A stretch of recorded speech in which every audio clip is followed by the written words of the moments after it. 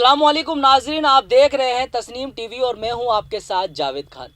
चलिए रुक करते हैं इस वक्त की बड़ी खबर की ओर। भारत की शुमाली रियासत नागालैंड में सिक्योरिटी फोर्सेस की फायरिंग से कम 11 लोगों की मौत हो गई है, जिसके बाद इलाके में कुशीदगी पैदा हो गई है। ये वाक़या हफ्ता की देर रात नागालैंड के मून ज़िला तरु और ओटिंग इलाके में पेश आया। पुलिस एहलकारों ने मशकूक शिदत पसंदों पर कार्रवाई का मंसूबा बनाया था, लेकिन गलती से इलाके के आम शहरियों पर गोली चला दी गई। इस हादसे पर वज़ीर दाखिला ने अफसोस का इजहार किया। वज़ीर दाखिला अमित शाह ने ट्वीट करते हुए लिखा कि नागालैंड के ओटिंग में अफसोसनाक वाक़ये से परेशान हूँ। जिन लोगों ने जान गंवाई है, इनके कुंबे की तय में गहरी ताज़ियत का इजहार करता हूँ। रियासती सरकार के ज़रिए एक आला सतह SIT इस हादसे की मुकम्मल तहकीकात करेगी, जिससे सोगवार कुंबा को इंसाफ फराहम किया जा सके।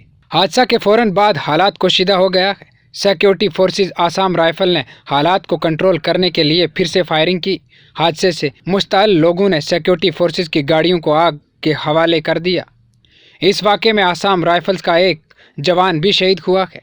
नागालैंड के वज़ीर आला नेफ्यू रेप्यू ने लोगों से अमन बनाए रखने की अपील की है और कहा कि हादसे की SIT से जांच कराई जाएगी। फौज ने नागालैंड के मून ज़िला आम शहरियों की हवाई अमवात की कोर्ट ऑफ इंक्वायरी का हुक्म एतवार को दिया है।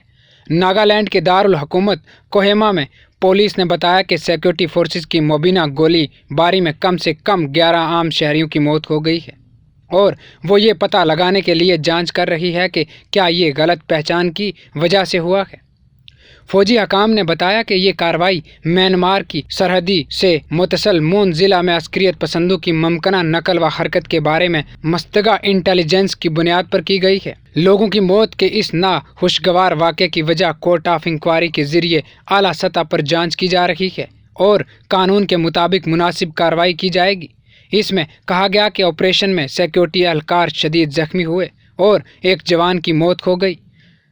सरकारी ज़राए ने बताया कि वज़ीर दफ़ा राजनाथ सिंह और army chief general MM Norway को इस वाक़े की इत्तला दे दी गई है।